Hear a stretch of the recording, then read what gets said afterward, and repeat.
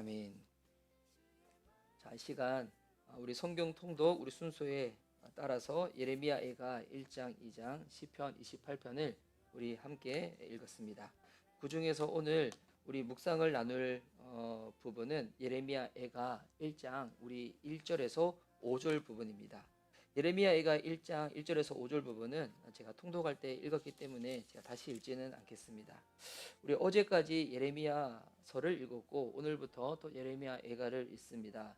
예레미야애가는 우리 익히 아는 대로 이 모든 내용이 예루살렘 멸망 이후에 폐허위에서 드리는 예레미야 이 선지자의 눈물의 이 시편입니다.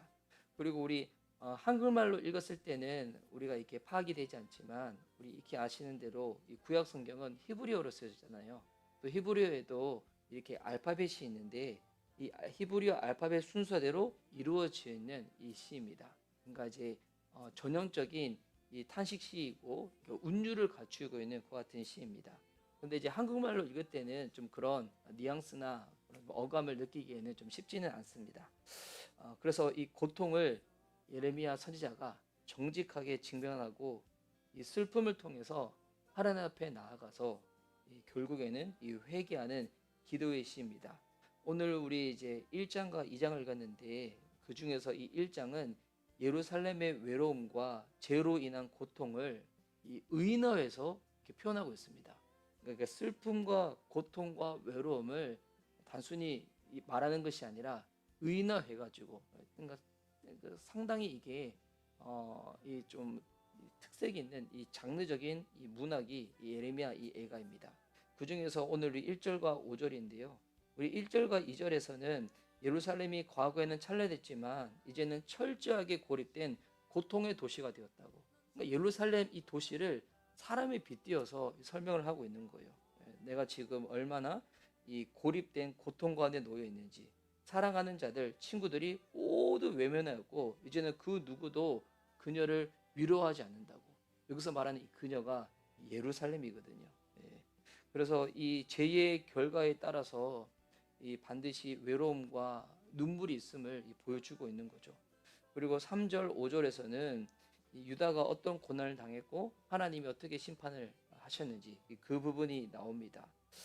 3절, 5절 보면 유다가 고통과 고된 노역에 시달리더니 이제는 사로잡혀 문나라에 흩어져서 쉴 곳을 찾지 못하는데 뒤쫓는 모든 자들이 막다른 골목에서 그를 덮쳐 잡는구나. 시온으로 가는 길이 이렇게 쓸쓸하다니 명절이 되었는데도 순례자가 없고 시온성으로 들어가는 모든 문에도 인적이 끊어지니 제사장들은 탄식하고 처녀들은 슬픔에 잠겼구나. 시온이 이렇게 괴로움을 겪는구나. 방금 읽었던 3절 4절에서도 여러분 느껴지는 이런 분위기가 있지 않습니까? 지금 안식을 누리지 못하고 이방 땅 가운데 굴욕과 고통 가운데 신음하고 있는 모습이 예루살렘이라는 것입니다.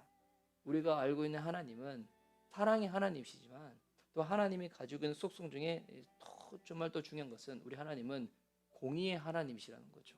하나님은 우리의 죄악과 우리의 그와 같은 모든 부분들을 결코 그냥 무시하거나 방치하지 않습니다. 그 모든 부분들은 반드시 이 죄에 대한 결과를 치르도록 공의를 베푸시는 하나님이시는 겁니다.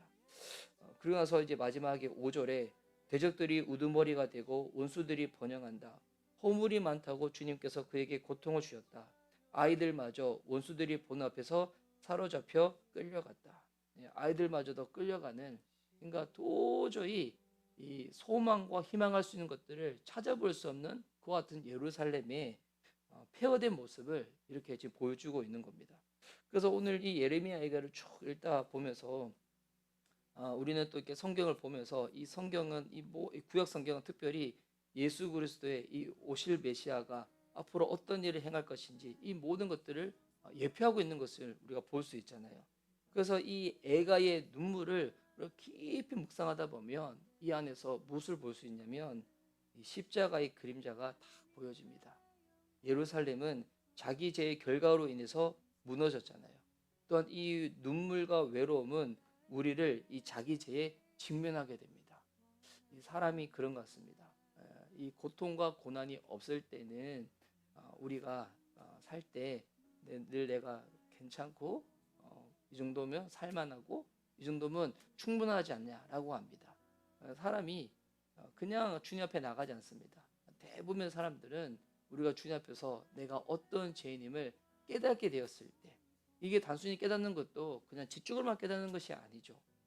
이 죄 앞에서 내가 얼마나 주님 앞에서 범죄했는지, 또는 그 죄의 결과가 얼마나 처참한지 이에 대해서 내가 직면하고 눈물과 고독과 외로움을 겪었을 때, 그때 자기 죄를 딱 직면하게 되어집니다. 그런데 하나님은 이 무너진 자리에서도 무엇을 준비하시는가? 회복을 준비하신다는 겁니다. 하나님은 공의 하나님이셔서 우리의 이 죄에 대한 결과를 우리로 하여금 직면케 하시지만 그것으로 끝나지 아니하고 그와 같은 죄 가운데서도 하나님 앞에 나아갈 때 주님은 우리에게 그 회복을 허락해 주신다는 거죠.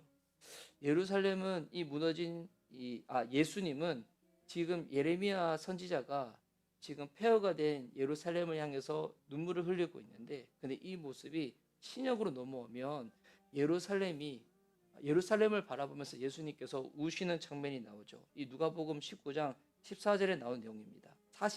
누가복음 19장 41절에 나온 내용입니다. 예수께서 예루살렘을 보시고 우셨다. 예수님은 애가의 눈물을 대신해 주시고 그리고 십자가에서 회복의 길을 다 열어주시는 것입니다. 우리가 눈물을 흘릴 때 이렇게 예배 시간에 아니면 뭐 개인적인 뭐 기도나 뭐 이렇게 경건의 시간에 우리가 어떨 때 눈물을 흘릴 때가 있지 않습니까? 근데 이제 눈물을 흘리는 것도 보면 또 성도님들마다 또 상황들이 다 다른 것 같아요.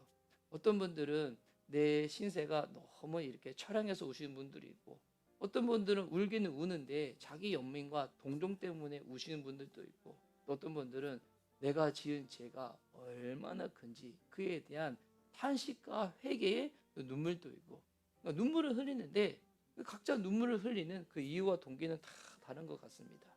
근데 그 눈물들 중에서도 하나님이 받으시는 눈물이 있어요. 예. 어떤 눈물이 그런가? 시편 56편 이 8절에 보면 하나님께서 그 눈물을 병에 담으신다고 하셨거든요. 여러분, 하나님께서 담으시는 눈물은 어떤 눈물인가? 내가 주님 앞에서 얼마나 범죄하였는지, 죄를 지었는지, 내가 얼마나 심각한 죄인인지 이것을 깨달았을 때 그때 흘리는 회개의 눈물, 주님이 그 눈물을 병에 담으신다는 것입니다. 그 무너짐의 자리에서 우리 주님의 위로와 회복이 있는 것입니다. 그런데 이 눈물이 신약으로 넘어가면 예수님께서 예루살렘을 바라보시면서 우셨다고 나눴잖아요. 그런데 이 눈물은 여기서 끝나지 않고 요한계시로 넘어가면 천상에서의 모습을 봤었을 때 성도들의 기도, 그 눈물을 또한 하나님께서 받으신다고 나옵니다. 처음에는 나의 죄로 인한 그 회개의 눈물을 흘리지만, 근데 이 눈물이 변화해서 나중에는 하나님의 마음이 찢겨진 그곳을 향하여 내 마음이 동하여서 우는 이 중보의 눈물로 또한 이렇게 승화되어지는 것입니다. 똑같은 눈물이지만 그 눈물의 의미와 깊이가 달라지게 되는 거죠. 근데 이만큼 달라지기 위해, 성숙하기 위해서 우리가 먼저 직면해야 될 눈물은 무엇이냐면 내가 주님 앞에서 어떠한 죄인인지, 그럼에도 불구하고 하나님이 나를 어떻게 용서하시고 회복하셨는지, 공의의 하나님을 경험하게 되면 사랑의 하나님이 얼마나 크시고 놀라우신 분이신지 이것이 단순히 지식이 아니라 정말 나의 온 존재를 통해서 깨닫게 되어집니다. 하나님은 능력이 많으시잖아요. 전능하신 주님이시잖아요. 전능하신 주님이 그냥 말씀으로 이 온 우주 만물 또 세상도 하나님은 말씀으로 창조하셨대요. 그런데 그 전능하신 하나님이 우리를 죄악 가운데서 구원하시기 위하여서 할 수 있는 단 하나의 방법은 당신의 아들이 십자가에서 죽는 것 외에는 방법이 없었습니다. 그거 외에는 방법이 없는 거예요. 하나님이신 그분이 인간의 모습으로 오셔서 나를 대신하시고 이 땅에서 완전히 순종의 삶을 사시고 십자가에서 죽는 방법 외에는 우리가 이 죄로부터 건짐을 받고 용서를 받고 하나님 앞에 나아갈 수 있는 방법이 없습니다. 나의 죄가 얼마나 심각하고 큰지를 깨닫는 자만이 십자가의 그 은혜와 그 용서와 그 사랑의 그 크기를 깨닫게 되어집니다. 예레미야 애가는 지금 죄로 인해서 무너진 예루살렘을 바라보며 울며 고통하며 신음하는 그 모습이 1장에 나와 있지만, 여러분, 이것으로 끝나지 않고 이 죄의 직면 가운데 우리를 회복하시고 용서하시고 우리를 통하여서 그리스도의 일을 행하게 하시는 우리 주님까지 나아갈 수 있는 저와 여러분 되었으면 좋겠습니다.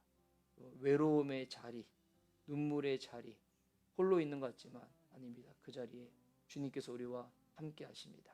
오늘도 우리의 삶 가운데 함께 하신 주님 바라보며 나아가는 저와 여러분 될 수 있기를 예수님의 이름으로 축복합니다. 아멘. 이 시간 우리 기도하는 시간 갖도록 하겠습니다. 제가 기도 음악 좀 틀도록 하겠습니다.